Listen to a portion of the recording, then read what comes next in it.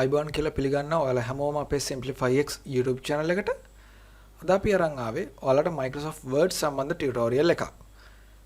අපි Microsoft Word වල කලින් කරපු tutorial එකේදී ඔයාලට කියලා දුන්නා මොකක්ද Microsoft Word කියන්නේ, මොන වගේ දේවල්ද අපිට Microsoft Word වලින් කරගන්න පුළුවන් සහ Microsoft Word වල user interface එක. එහෙම නැත්නම් අතුරු මුහුණත ගැන හොඳ අවබෝධයක් අපි ඔයාලට ලබා දුන්නා. අතර මේ tutorial series එක අපි හදලා තියෙන්නේ Microsoft Word හෝ Microsoft Office package එක ගැන ඉතාමත් අවම හෝ අවබෝධයක් නැති කෙනෙකුට උනත් අපේ වීඩියෝස් ටික බලලා හොඳටම සවිස්තරාත්මක අවබෝධයක් සහ දැනුමක් මේ softwares ගැන ලබා ගන්න හැකි වෙන විදියට.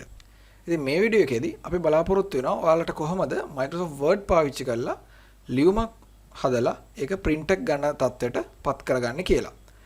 ඉතින් මම මෙහෙම කිව්වහම සරලයි වගේ පේනකොට අපි මේ වීඩියෝ එක ඇතුළේදී Microsoft Word වලින් ලියුමක් නෙවෙයි ඕනෑම ආකාරයක ડોකියුමන්ට් එකක් හදාගන්න ඔයාලා දැනගන්න ඕන මූලික කරුණු. එහෙම නැත්නම් ෆන්ඩමෙන්ටල්ස් රාශියක් ගැන හොඳ සවිස්තරාත්මක අවබෝධයක් ලබා දෙන්න බලාපොරොත්තු වෙනවා. ඒ කියන්නේ කොහොමද page setups හදන්නේ, margins හදන්නේ කොහොමද, text ටික align කරලා ලස්සනට type කරගන්නේ කොහොමද, ඊළඟ lines අතර spacing වෙනස් කරන්නේ කොහොමද, ඔයගේ ගොඩාක් විවිධාකාරයේ වූ වෙනස් දේවල් tools Word වල තියෙන options ගැන කතා කරන අපි මේ වීඩියෝ එකේදී බලාපොරොත්තු වෙනවා. එහෙනම් අපි දැන් වීඩියෝ එකට ගිහිල්ලා කොහොමද මේ වැඩ ටික Microsoft Word වලින් කරගන්නේ කියලා බලමු. හරි. අපි දැන් මේ ඉන්නේ Microsoft Word කියන software එකේ. එතකොට ඔයාලට මුලින්ම කියන්න දෙයක් තියෙනවා. ඔයා Microsoft Word වල letter එකක් වේවා, එක්ක මොකක් හරි document එකක් වෙන්න පුළුවන්. ඔය මොන වැඩේ කළත් වැඩේ පටන් ගන්න කලින් කරන්න ඕන වැඩ දෙකක් තියෙනවා. එකක් තමයි ඔයා වාගේ page size එක මොකද්ද දැනට ඇවිල්ලා තියෙන්නේ කියලා බලා ගන්න ඕන. ඒක කරගන්න මෙහෙමයි. මෙතන tabs and ribbons තියෙන මේ උඩ area එකේ මෙතන තියෙනවා layout කියලා tab එකක්. අන්න ඒක click කරන්න. ඒක click කරාම මේ page setup කියලා section එකක options ටිකක් තියෙනවා. margins, orientation, size, columns ඔහොම කියලා. ඕකේ size කියන එකට යන්න. ඒ arrow එක ගාව click කරාම size ටික වැටෙනවා drop down එකක. ඒතර මෙතනදී දැන් මගේ නම් A4 තියෙනවා. දැන් මට ඇත්තටම මගේ letter එක print කරගන්නත් ඕන A4 කොලයක. ඔය සාමාන්‍යයෙන් A4 කොල තමයිනේ අපි හැමදේටම පාවිච්චි කරන්නේ. ඉතින් A4 එක තමයි print කරගන්න ඕන. එතකොට නමුත් සාමාන්‍යයෙන් සමහරක් වෙලාවට ඔයාලගේ default option එක letter කියලා තියෙන්න පුළුවන්. default කියන්නේ ඕනම software එක ඒ factory එකෙන් software එක out කරායින් පස්සේ ඒ එන විදිය. ඒ options ටික තමයි ඒ software company එක software එක හදද්දි ඒ විදියට තමයි මේ option set කරලා තියෙන්නේ. දැන් ඒ වගේම මේකෙත් Microsoft Word වලත් letter තමයි default option එක එන්නේ. හැබැයි ඔක වෙනස් වෙනවා ඔයාලා control panel එකේ දාලා දෙන country settings අනුව. ඒ මොකද එක එක රටට අනුව ඒ අදාළ රටවල් වල පාවිච්චි කරන measurements සහ paper sizes වෙනස්. මට මතක විදියට United States දාලා තියෙනවා නම් ඔයාට letter තමයි එන්නේ. ඒක පොඩ්ඩක් බලලා එහෙම නෙමෙයි නම් comment section එකේ comment එකක් විදියට දාලා අනිත් කට්ටියටත් දැනගන්න. ඒතකොට මෙතන දැන් මගේ A4 තියෙනවා. දැන් ඔයාලගේ letter වගේ නම් තියෙන්නේ. මෙතන letter එක A4 කරගන්න. right? මොකද මේ අපේ print out එක ගන්න ඕන අපිට A4 size කොලයක හින්දා. දෙවෙනි දේ තමයි මම කියන්නේ පළවෙනිටම කරන්න ඕන වැඩ දෙකක් තියෙනවා කියලා. ඒතර පළවෙනි වැඩේ තමයි අපි page layout එකට ගිහිල්ලා page size එක වෙනස් කරන එක. දෙක තමයි මේකේ units of measurement. Word වල මොනවද measurement units කියලා බලලා ඒක Tamanට හරි අදාළ units වලට දාගන්න ඕන. ඒ මොකද අපි margins එකම වෙනස් කරද්දී මම ඉස්සරහට කියලා දෙනවා margins වෙනස් කරන විදිය. ඒ වෙනස් කරද්දී එතන margins dialog box එකේ තියෙන්නේ words වල මුලින් අපි set කරලා තියෙන units වලින් තමයි දිග පළල වල. දැන් මම පේනනම් ඔන්න මෙතන මේ page layout කියන tab එකේම තමයි margins උත් තියෙන්නේ. margins click කරොත් මෙතන custom margins ගියාම වැටෙනවා ලස්සනට. මේ ඔක්කොම දැන් millimeters වලින් තියෙන top margin එක කීයද, bottom එකේ margin එක කීයද, දෙපැත්තේ margins කොහොමද කියලා වැටෙන්නේ. හැබැයි ඔයා ඕකේ මෙතන inches නම් word වල units set කරලා තියෙන්නේ. මෙතන අඟල් වලින් තමයි වැටෙන්නේ. ඉතින් සාමාන්‍යයෙන් අපි හැමෝම දැන් metric system එකෙන් තමයි වැඩ කරන්නේ. inches වලින් වැඩ කරන්නේ නැහැ. ඒ කියන්නේ කලින් තිබ්බ imperial system එකෙන්. ඉතින් ඔයාලා අඩියංගල් එක්ක එච්චර පුරුදු නැති කෙනෙක් නම් අනිවාර්යයෙන් මේවා මිලිමීටර්ස් වලට හදා ගන්න ඕන. මම දැන් කියලා දෙන්නම් කොහොමද මේ වැඩේ කරගන්නේ කියලා. මේකෙන් අපි exit එමු. file වලට යන්න. ඒකේ පල්ලෙහාම තියෙන options. options click කරන්න. options කරාම word options කියලා ලොකු dialog box එකක් ආවා. බය වෙන්න එපා. මේකේ ගොඩක් options තියෙනවා. ඕනම word වල තියෙන දෙයක් අපිට මෙතනින් customize කරගන්න පුළුවන්. මම යනවා මෙතන තියෙන advanced කියලා tab එකක්. advanced click කරලා ඒකේ පොඩ්ඩක් පල්ලෙහාට එන්න. පල්ලෙහාට එනකොට display කියන section එකේ තියෙනවා බලන්න මෙතන show measurements in units of millimeters තමයි මම මෙතන set කරලා තියෙන්නේ. සමහරක් වෙලාවට ඔයාලගේ ඉන්චස් තියෙන්න පුළුවන් සෙන්ටිමීටර්ස් තියෙන්න පුළුවන්. අවුලක් නැහැ. ඔයාලා මෙතනින් ඒ drop down එකෙන් මෙතන මිලිමීටර්ස් දාගන්න. ඔයා සෙන්ටිමීටර්ස් වලින් වැඩ කරන්න කැමති නම් සෙන්ටිමීටර්ස් දාගන්න. ඒකත් ප්‍රශ්නයක් නැහැ. මෙතනින් තව වෙනස් කරන්න පුළුවන් ගොඩක් දේවල් තියෙනවා මේකෙදි. දැන් උදාහරණයක් විදිහට අපි general tab එකට ගියොත් ඒකේ කොහොමද user name එක initials ඒව වුණත් වෙනස් කරන්න පුළුවන්. දැන් මෙතන user name එක simplify x දෙමුකෝ. initials අපි s කියලා දෙමුකෝ. ඔය විදිහට එතකොට ඔයාගේ word document එකෙත් user name initials වෙනස් වෙනවා. එතකොට ඔන්න ඔය විදිහට තමයි අපි word options dialog box එකට ඇවිල්ලා measurement units ටික වෙනස් කරගන්නේ. හරි අපි දැන් අතර units වෙනස් කරන් ඉවරයි. අපි මේ dialog box එකෙන් okay කියලා exit වෙමු. එතකොට අපි පළවෙනිටම කරන්න ඕන වැඩ දෙකම දැන් කරලා ඉවරයි. අපි page layout එකට ගිහිල්ලා page size එක අපිට අවශ්‍ය size එකට දාගත්තා.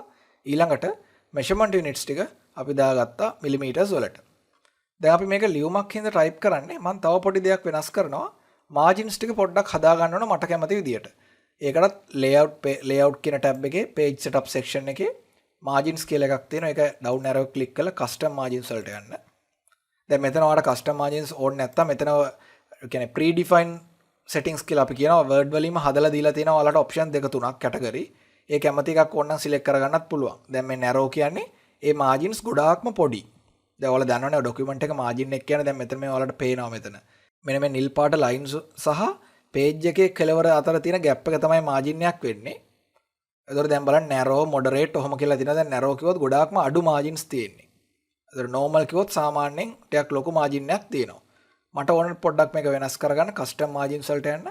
ගිහිල්ලා මෙන්න මෙතන margins කියන section එකේ තියෙනවා top left bottom right කියලා පැති හතරේ දුරවල් ටික. එතකොට මම millimeters 25ක් නැතුව top එකට මම දෙනවා millimeters 20ක් විතර. bottom එකටත් millimeters 20ක් දෙනවා. left එකට අපි දෙමු left එකට 25ම දෙමු. 25ක් තියමුකෝ. right එකටත් අපි තියමු 25ක් නැතුව 20ක් විතර. ඒ ටික හරි. ඕකේ කරන්න. දැන් අපි margins ටිකත් හදාගත්තා. ඔන්න දැන් අපි ලියුම type කරන්න තමයි යන්නේ. අපි දැන් මේකේ type කරමු ටිකක් ගොඩක් ප්‍රායෝගික උදාහරණයක් ගමු අපි හැමෝටම සමීප. මෙතනදී අපි හදමු බැංකුවකට යවන ලියුමක්. ඒතර බැංකුවට යවන ලියුම් වලත් මම මෙතනදී තෝරගත්ත උදාහරණය තමයි ක්‍රෙඩිට් කාඩ් එක දැනට තියෙන ලිමිට් එකට වඩා තව පොඩ්ඩක් ලිමිට් එක වැඩි කරලා දෙන්න කියලා බැංකුවේ කාඩ් සෙන්ටර් මැනේජර්ට යවන ලියුමක්. මේක ඇත්තටම ගොඩක් ඔයාලා කට්ටියත් මේක බලන කට්ටියත් ඔය මේ වගේ අවශ්‍යතාවයන් ඇවිල්ලා ඇති ඔයාලට. ඉතින් මේ වගේ අවශ්‍යතාවයක් ආවම Word පාවිච්චි කරලා ලස්සනට ප්‍රොෆෙෂනල් ලියුමක් type කරලා බැංකුවට යවන්න පුළුවන්. ඒතර මුලින්ම ලියුමක ඔයාලා දන්නවා අපි date එකනේ දාන්නේ. date එක දාමු. අද ඇවිල්ලා මම දාන්න මෙහෙම. මැයි 22.05 කියන්නේ මැයි මාසේ 2020. right. ඊළඟට දැන් මේ අතර මේ ලියුම type කරන structure එක උදාහරණයක් විදිහට දිනේ දාන්නේ වමයේද දකුණේද? ඒතර sender ගේ address එක දාන්නේ කොලේ left side එකේද right hand side එකේද? ඔය කියන දේවල් මම දාන්නේ එක විදියකට ඒක ඔයාලා දාන විදියට වඩා වෙනස් නම් අය සම්මත තියෙනවා නම් ඒ විදිහට ඒක කරගන්න එක ගැටලුවක් නැහැ. මම මෙතනදී කියලා දෙන්නේ Word කියන software එක පාවිච්චි කරලා මේ letter එක draft කරගන්න විදිය විතරයි. ඒතර මුලින්ම මම ඊට පස්සේ දානවා sender ගේ address එක. ඒතර මම නමක් දානවා මෙන්න මේ වගේ John Doe කියලා දාමුකෝ. ඒකට number 1 Colombo. එහෙම දැම්මා. ඒතර මේ තමයි sender John Doe. එතකොට එයා යවන්නේ card center manager ට. The manager card center ABC bank. right. ඔය විදිහට සරලව දාගමු. ඒතර මේ දැන් මම sender ගේ address එක දාගත්ත නමත් එක්ක manager ගේ address එක දාගත්තා. මෙතනදී පොඩි අවුලක් තියෙනවා. මෙතන පොඩ්ඩක් කැතයි මේ line gap එක වැඩි. දැන් John Doe කියන නමට පස්සේ තියෙන number 1 main street කියන address line එක අතර තියෙන lines එක අතර තියෙන උස වැඩිනේ. ඔයාලට පේනවනේ මෙතන. මම පොඩ්ඩක් මේක zoom කරන්න. දැන් බලන්න මෙන්න මේ උස වැඩි. මේක කොහොමද අඩු කරගන්නේ? හරිම සරලයි. sorry මේ උස නෙමෙයි මෙන්න මේ උස. නමත් එක දැන් date එක කියන වෙනම කැලලක් නේ. අපි ඒක enter එකක් ගාලා තව පොඩ්ඩක් පල්ලෙහාට දාගමු. මේ gap එක අඩු කරගන්න අපිට පුළුවන් home tab එකට යන්න. අපිට අවශ්‍ය දැන් gap එක අඩු කරගන්න ඕන lines ටික select කරන්න. මේ lines තුන අතර gaps නේ අඩු කරගන්න ඕන. ඒ ටික select කරලා paragraph කියන section එකේ තියෙනවා line and paragraph spacing කියලා option එකක්. ඒක click කරන්න. ඒක click කරාම මේ කොච්චර spacing එකක් තියෙනවද කියලා අපිට තීරණය කරන්න පුළුවන්. මට මෙතන spacing පොඩ්ඩක්වත් අවශ්‍ය නැහැ. එහෙනම් මම remove space after paragraph කියන එකට යනවා. ඒක click කරන්න. දැන් මම ලස්සන්ට මේ ටික මේ උසවල් අඩු වෙලා lines අතර තියෙන ගානට ෆෝමැට් වුණා. එතකොට මෙතනත් එහෙමයි receivers address එකටත් මම මේක මෙහෙම මේ ටික select කරලා paragraph tab එකට ගිහිල්ලා remove space after paragraph කරා. right. දැන් පොඩ්ඩක් zoom out කරගමු. දැන් බලන්න ලස්සනට මේක අපි address දෙක හදාගත්තා. ඊළඟට අපි දානවා dear sir කියලා දාමු. dear sir address කරනවා salutation කියන්නේ මේකට comma එකක් දාමු. comma එකක් දාලා letter එකේ title එක. letter එකේ title එක ඇවිල්ලා request අපි letter එකේ title එක block capitals වලින් කියන්නේ සියලුම අකුරු capital වලින් type කරමු. request to increase credit limit. okay. මේක එහෙම type කරලා අපි bold කරමුකෝ මේක. දැන් word වල ඒ text එක select කරගමන් ටක් ගාලා මෙතනින්ම ලේසියෙන් එනවා මේ text එකේ තියෙන කරන්න ඕන formattings ටික ඉක්මනටම කරගන්න පුළුවන්. formattings කියලා කියන්නේ අපි text size එක, text එක bold, italic, underline කරන ඒවා, ඊළඟට text එකේ font එක වෙනස් කරන්න පුළුවන්. ඔන්න ඔය කරන text එකේ ඔය පෙනුමට කරන බාහිර ස්වරූපයට කරන වෙනස්කම් වලට අපි කියනවා formattings කියලා. ඒතර මම මෙතන මේක bold කියලා B press කරනවා. underline කරගමු ඒක. ඕනනම් වඩා මෙතනට ගිහලා underline කරගන්නත් පුළුවන්. right. underline කරගත්තා. මේක පොඩ්ඩක් zoom out කරාම මේක අපි center කරගමු. එහෙම. right. okay. ඒතර අපි එතන letter එකේ title එක දාගත්තා. දැන් අපි letter එකේ body එක type කරමු. දැන් බලන්න මම මේ text එක center කරමින්ද පල්ලෙහා line එකත් center වෙලාම තමයි ඉන්නේ. මට center වෙන්න අවශ්‍ය නැහැ ඒක. මම මෙතන paragraph section එකට ගිහලා left align කරනවා මේක. කළා තව එක space එකක් දාලා අපි letter එක පොඩ්ඩක් නියම් පොඩි text එකක් දාගමු. අපි දාමු මෙහෙම. දැන් දැක්කද මේක bold underline කරලා තිබ්බ හින්දා ඊළඟ text එකත් එහෙම වෙන්නේ. දැන් මට එහෙම අවශ්‍ය වෙන්නේ මේ දෙකම අයින් කරමු.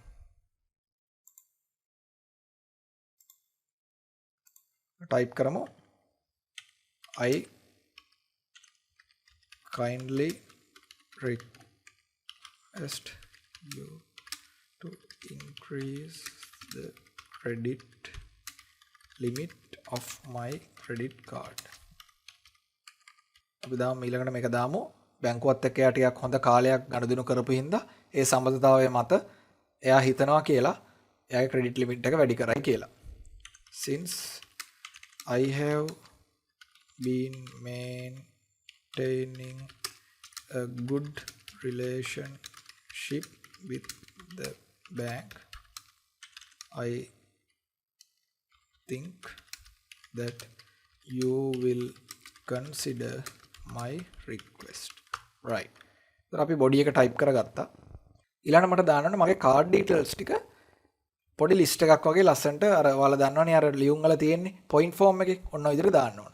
මම ඒකටත් දානවා එහෙනම් my card details are as follows කියලා මම colon semicolon එකක් දාලා enter එකක් press කරලා මම bulleted list එකක් ගන්නවා. bulleted list එකක් ගන්න මේ paragraph කියන section එකට ගිහිල්ලා ඒක වෙන මෙතන තියෙනවා bullets කියලා.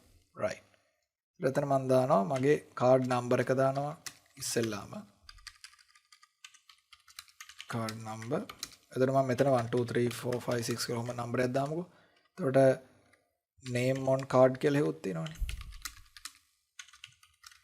card John Doe NIC එකකට දාමුකෝ නේද. right. එතන details තුන අපි මෙතන type කරා bulleted list එක. ඊළඟට අපිට ආයි normal විදිහට text එක type කරන්න ඕන. ඒකට enter එකක් press කරාම ආයි list එකේ item එකක් විදිහටම තමයි එන්නේ. අපි ඒක එහෙම කරන්න ඕනේ නැහැ. මේ list එක press කරගමන් ආයි paragraph එකට එනවා. අපි දාමු මෙහෙම expecting your feedback soon. ඒ කියන්නේ ඔයාගේ උත්තරයක් මම ඉක්මනට බලාපොරොත්තු වෙනවා කියන එක. ඊට පස්සේ අපි ලියුම ඉවර කරමු දැන්. thank you yours faithfully කියලා දාමු. මම මෙතන පොඩි දෙයක් වලට කරලා පෙන්නන ඉස්සෙල්ලා අපි දාමු නම John Doe. ඒක දැන් මෙතන අස්සම් කරන කෑල්ලනේ.